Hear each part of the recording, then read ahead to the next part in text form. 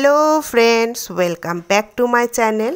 চলে আসলাম আজকে আরেকটা নতুন ভিডিও নিয়ে। কাছে দূরে দেশ বা দেশের বাইরে থেকে তোমরা যারা আমার এই ভিডিওটা দেখছো, তোমাদের সবাইকে আমার অন্তর থেকে অনেক ভালোবাসা। আশা করছি তোমরা খুব ভালো আছো এবং সুস্থ আছো। ঘড়িতে বাজছে এখন প্রায় 3:45, মানে ভোর 3:45। আমরা গঙ্গার পাড়ে এসে দাঁড়িয়ে আছি। আয়ুষার পাপা গেছে হচ্ছে ঘটিতে জল ভরতে, আর আমরা চলে এসেছি কাশী বিশ্বনাথ মন্দিরে পুজো দিতে। আর এই যে ঘটগুলো আছে, এই ঘটে করি আয়ুষার পাপা নিয়ে আসবে গঙ্গার জল। আমি আর মামুনি নামিনি। আমরা হোটেল থেকে বেরিয়েছিলাম প্রায় 3:30-র সময়, আর ঘুম থেকে উঠেছি 2:30 পৌনে 3টের সময়। যত ভোরে এখানে পুজো দেওয়া যায় ততই কিন্তু ভিড় অনেকটাই কম। তোমরা দেখতেই পাচ্ছ খুব একটা ভিড় নেই।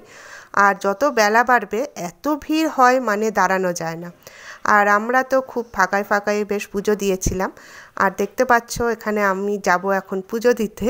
তবে তোমাদেরকে পুরো ভিডিওটা ওখানে আমি দেখাতে পারলাম না, তার কারণ হচ্ছে ওখানে হচ্ছে মোবাইল তো নিয়ে যাওয়া যায় না। আর এই যে ফুল বিক্রি হচ্ছে তোমরা দেখতে পাচ্ছ, এই যে সামনেও আছে, এরকমই দোকানে কিন্তু মোবাইল আর জুতো রেখে তারপরে পুরো হাঁটতে হয়। মানে মেন রাস্তা থেকে অনেকটা এরকম গলি দিয়ে হাঁটার পরেই হচ্ছে ভোলে বাবার মন্দির, আর পাশে হচ্ছে অন্নপূর্ণার মন্দির। তো আমাদের কিন্তু পুজো দেওয়া হয়ে গেছে, আমরা পুজো দিয়ে বেরিয়ে যাচ্ছি। আর ঘড়িতে তখন ওই বাজছিল 8:30টার মতো। আর এই যে আমাদের পুজো দেওয়া কমপ্লিট হয়ে গেছে।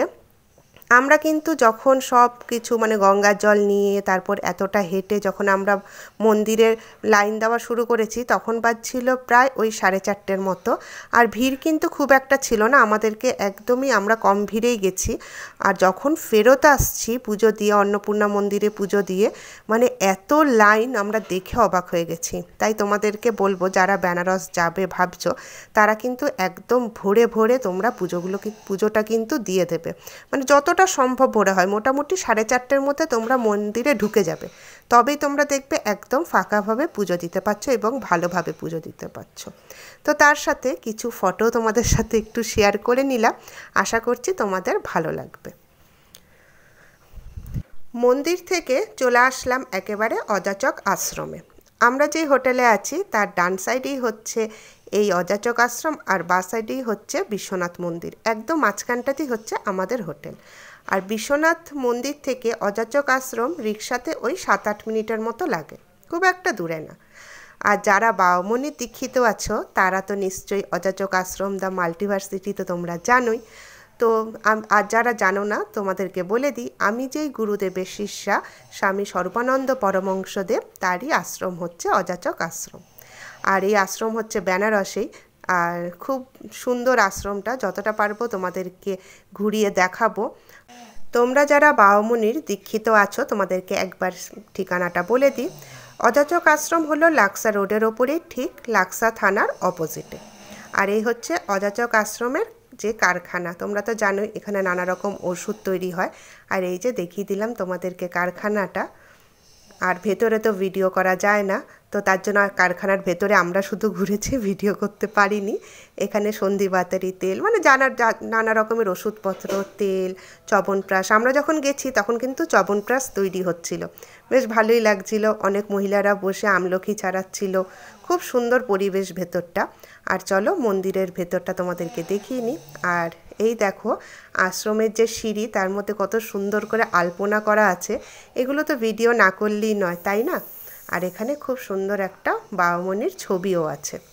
তো সেই সময় ওখানে আর কি যিনি থাকেন তিনি আর কি উপাসনা শুরু হবে, প্রত্যেক দিনই তো উপাসনা হয় ওখানে, তার জন্য সুন্দর করে আসনটা সাজাচ্ছিল। আমরা ফুলের মালা, মিষ্টি সব নিয়ে গেছিলাম। আর ওখানে কিন্তু খুব সুন্দর সুন্দর মোটা মোটা ফুলের মালাও পাওয়া যায়। তো আমরা ওখানে ফুলের মালা নিয়ে গেছিলাম। আসলে পাপা হচ্ছে যতবার যায় ততবারই ওখানে মালা দেয়। তো তার জন্য আমরা যে মালাটা নিয়ে গেছিলাম সেটাও বেশ সুন্দর করে ওই যিনি ছিলেন আর কি তিনি পরিয়ে দিয়েছিলেন। আর এই দেখো মন্দিরের ভেতরটা। আমরা এখানে উপাসনা করেছিলাম, যেহেতু আমরা গেছি আর তখন উপাসনা শুরু হচ্ছিল। তো উপাসনা করলাম প্রায় 2-2.5 ঘন্টা আমরা ওখানে সময় কাটিয়েছি। তারপরে আমরা ওখান থেকে বেরিয়ে একটু টিফিন করে নিলাম, তারপর একটু লাঞ্চ করে নিয়েছিলাম। সেগুলোর ভিডিও আর করা হয়নি, আসলে আমরা এত টায়ার্ড হয়েছিলাম, তো সেগুলোর ভিডিও আর করা হয়নি। আশ্রম থেকে বেরিয়ে আমরা লাঞ্চ করে হোটেলে চলে গেছিলাম, তারপরে রেস্ট নিলাম, প্যাকিং করলাম। আর আমরা তো ভীষণ টায়ার্ড হয়েছিলাম, তার কারণ হচ্ছে তোমাদেরকে তো বললামই যে রাত 2:30টার সময় আমরা উঠেছি, তারপর সব রেডি হয়ে 3:30টায় বেরিয়ে গেছি। আর তারপরে তো মন্দির গেলাম, আশ্রম গেলাম, একটু শপিং করলাম, এই করতে করতে একদম টায়ার্ড হয়ে গেছিলাম। তো তার জন্য আর ভিডিও করা হয়নি। আর আমরা এখন যাব হচ্ছে পাটনাতে। আমাদের বেনারস থেকে ট্রেন হচ্ছে রাত 8:30টায়, আর পাটনা পৌঁছাবো হচ্ছে রাত 3:30টার সময়। তো তারপরে কোথায় যাচ্ছি না যাচ্ছি সেগুলো তো তোমাদেরকে শেয়ার করবই। আর তোমাদেরকে তো বলেইছিলাম যে আমরা অযোধ্যা বেনারস হয়ে তারপর আমরা নেপাল যাব। তো সবই ভিডিও তোমাদের সাথে শেয়ার করব, আশা করব ভালো লাগবে। তাহলে আজ এই পর্যন্তই।